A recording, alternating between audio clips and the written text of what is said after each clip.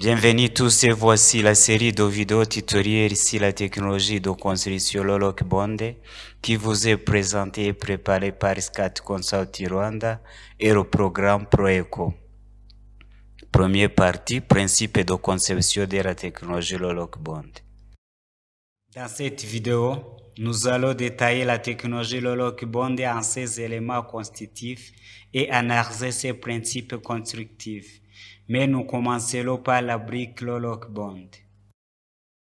On continue avec le Loloc Bond et nous analyserons ses propriétés antisismiques. Mais avant de commencer, il vaut la peine de parler un peu sur le contexte historique de ce système de Loloc Bond. Si nous revenons au début des années 1800, nous avons déjà des exemples de cette technologie adoptée pour sa rentabilité dans la construction des maisons stadées dans le centre de l'Angleterre. Quelques années plus tard, en Ontario, au Canada, nous avons un autre exemple de bâtiment utilisant la technologie Loloc Bond, bénéficiant très probablement de ses propriétés isolantes grâce à l'utilisation de sa cavité en maçonnerie. Un autre exemple remarquable, c'est ce complexe d'appartements construit à Chicago en 1949. Les cavités de maçonnerie typiques ont été remplies de béton pour améliorer la résistance à la compression des murs. La technologie Loloc Bond offre une excellente résistance aux événements sismiques. Pour cette raison, c'était la technologie de choix pour cet meuble d'appartement dans une ville sujetée au tremblement de terre de Katmandu. Le premier bâtiment rwandais doté de la technologie Loloc Bond a été construit à Rusizi dans le sud-ouest du Rwanda. Il existe une abondante série d'exemples d'architecture contemporaine adoptant ce système constructif à tous les archétypes et dans une grande variété d'images et de formes. Les avantages globaux de la technologie Loloc Bond ne se limitent pas à la réduction des matériaux utilisés, notamment le ciment nécessaire à la construction des murs et au pétrage, mais ces avantages s'étendaient à une réduction significative de leur énergie et des émissions de gaz à effet de serre. Cela se produit grâce au processus de fabrication des briques améliorées. Concentrons maintenant sur la brique Loloc Bond. Cette technologie est fondée sur ce type de briques spécifiques dont les principales caractéristiques sont les mesures constantes de 21, 10, 5,5 cm et une résistance à la compression constante d'environ 10 MPa, souvent plus de double par rapport aux 3 à 4 MPa d'une brique traditionnelle. La fiabilité de performance est garantie par le processus de production industrielle ou semi-industrielle. Cela assure la stabilité structurelle de ces murs porteurs. Comme mentionné précédemment, la fabrication de briques se fait dans un environnement contrôlé où les matières premières sont extrudées mécaniquement, correctement séchées et cuites. La cuisson a lieu dans un four où la température et le temps sont surveillés en permanence. La perforation de la brique permet à la chaleur d'atteindre le noyau de la brique, assurant ainsi un produit cuit uniformément.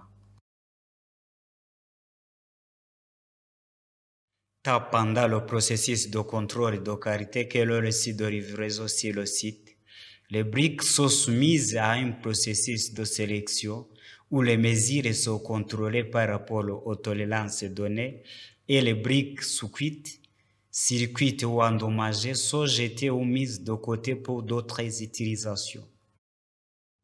Nous sommes maintenant sur le site et nous sommes sur le point de commencer la construction de Loloc Bond. Cet appareillage semble similaire à un appareillage de type flamand.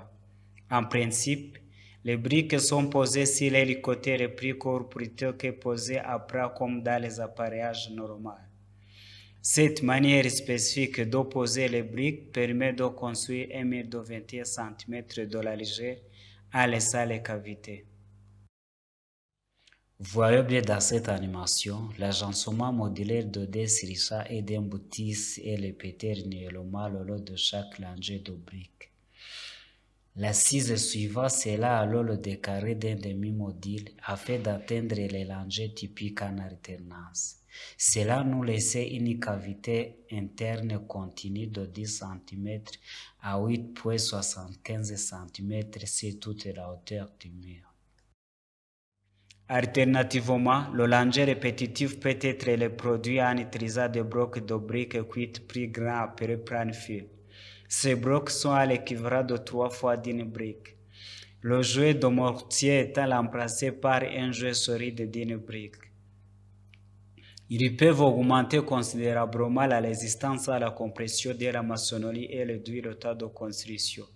Il faut noter que ces blocs sont plus difficiles à trouver et à produire par des petits et moyens producteurs, ce qui limite leur diffusion sur le marché. Nous pouvons alors voir comment la maçonnerie à lock bond offre les mêmes caractéristiques de portance qu'un mur de briques standard, tout en utilisant 30% de matériaux à moins, grâce aux cavités et aux quantités réduites de mortier. Les cavités laissées aussi de la construction s'étendaient verticalement le long du mur, mais pas seulement. Des cavités diagonales ainsi que des cavités alternes peuvent être utilisées aussi. Des connexions horizontales continues peuvent être réalisées en modifiant la maçonnerie et en remplaçant le langer de penteleuse par des portions de briques. Vous vous demandez peut-être combien de briques faut-il pour construire un mètre carré de mur. Son nombre est de 100 pièces de briques. Alors assurez-vous donc de commander en avance toutes les briques dont vous aurez besoin auprès de votre producteur. Pour simplifier le processus d'approvisionnement, nous pouvons faire un calcul simple où le périmètre et la hauteur du bâtiment peuvent être multipliés pour obtenir rapidement la surface totale de la maçonnerie. Nous prenons ensuite 10% supplémentaires comme coefficient de sécurité pour les briques rejetées et cassées. Enfin, nous multiplions le total par ça, qui est le nombre de briques par mètre carré que nous avons établi dans la diapositive précédente.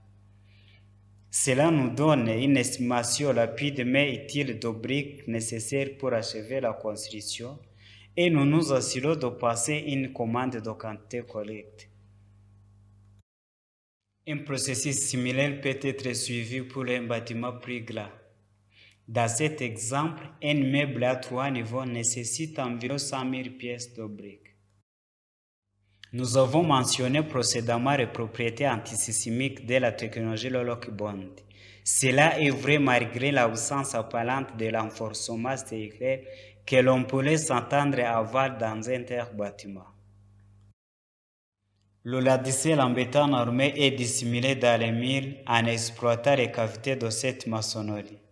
Le résultat est une structure qui peut résister à la fois aux charges verticales grâce à la maçonnerie porteuse et aux forces de cisaillement d'un événement sismique grâce à la ladicelle tridimensionnelle en béton armé. Les composants verticaux de l'armature sont généralement situés dans les quais et dans les connexions murales. Les positions spécifiques dépendent de la position des cavités et des détails structurels. Les ladicelles horizontaux sont situés en moyenne tous les 12 rangées en correspondance des appuis pour linteaux, des portes ou fenêtres.